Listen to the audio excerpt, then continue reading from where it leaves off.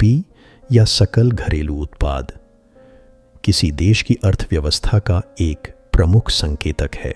यह उस कुल मूल्य को दर्शाता है जो एक निश्चित समय अवधि के भीतर घरेलू क्षेत्र में सभी उत्पादित वस्तुओं और सेवाओं का होता है।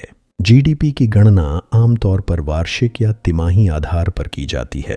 यह संकेतक सरकारों और अर्थशास्त्रियों के लिए अत्यंत महत्वपूर्ण होता है, क्योंकि यह आर्थिक विकास के स्तर और आर्थिक स्वास्थ्य को मापने का एक साधन है।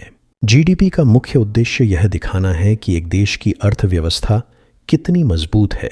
उच्च जीडीपी वृद्धि दर यह दर्शाती है कि देश की अर्थव्यवस्था फल फूल रही है, जबकि निम्न या स्थिर जीडीपी वृद्धि दर आर्थिक मंदी का संकेत देती है।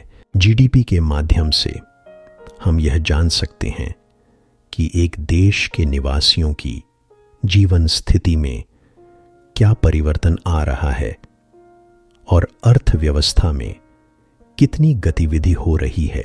जीडीपी केवल मानक माप है, बल्कि यह नीतिगत निर्णयों में भी महत्वपूर्ण भूमिका निभाता है। सरकारें आर्थिक नीतियां बनाते समय जीडीपी के आंकड़ों पर निर्भर करती हैं।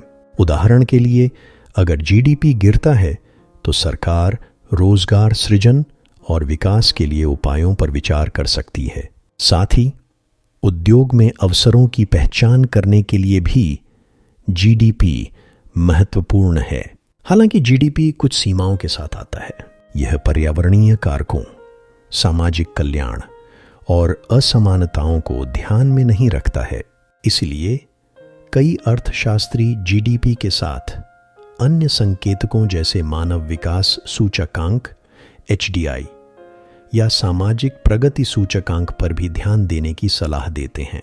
अंतिम रूप से जीडीपी एक बहुआयामी अवधारणा है जो अर्थव्यवस्था के स्वास्थ्य और विकास की दिशा को निर्धारित करने में मदद करती है। यह समग्र आर्थिक संदर्भ में एक महत्वपूर्ण उपकरण है जिससे सरकारें और नीति निर्माता निर्णय लेने में मदद प्राप्त करते हैं। जीडीपी न केवल देश की आर्थिक स्थिति को दर्शाता है, बल्कि यह लोगों की जीवन शैली और बेहतर भविष्य के लिए संभावनाओं का भी संकेत है।